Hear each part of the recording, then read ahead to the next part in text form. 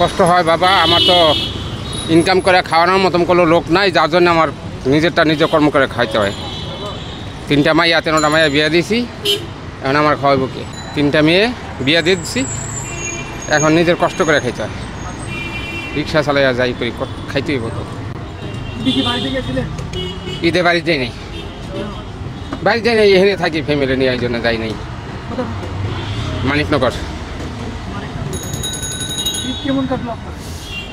ঈদ বাবা গরিব মানুষ, মোটামুটি আর কি, আল্লাহ এই আর কি, কাপড় চোপড় লইতে পারি নাই ঈদে, ঈদের কোনো জামা কাপড় কিছু লইতে পারি নি। তবে যাক, মোটামুটি আল্লাহ যা রাখছে, আল্লাহর কাছে হাজার শুকর।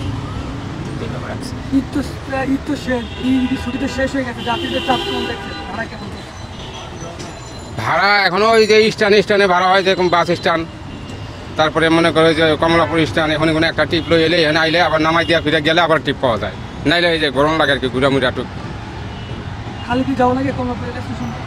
খালি গেলে আবার একটা লই এখন যায়, বড় ধরনের একটা লই এখন যায়, 100-150 টাকার একটা লই এখন যায়। কিন্তু দেখা গেছে কি, এই যে একটা টিপ লই আইছি, এখন আবার যাইতে যাইতে রোদে যাই, কেমন তো আবার জিরামু, আবার একটা লোমু, এলেগে এখানে ছোটো টিপ মারি আর কত বাবা জমা টমা দিয়ে মনে করো 400-500 টাকা পাইলে বেশি। হ্যাঁ, এখন যেই পরিমাণ রোদ আর যেই পরিমাণ কষ্ট করতেছি, ওইটার মজুরি তো আর আমি বুড়া মানুষ পাবো না।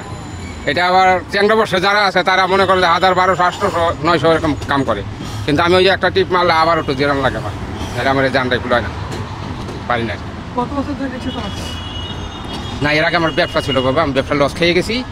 এই যে রিক্সা চালাইতেছি মনে করো হয়তো, হ্যাঁ, এই মাস 6 ধরে রিক্সা চালাইতেছি।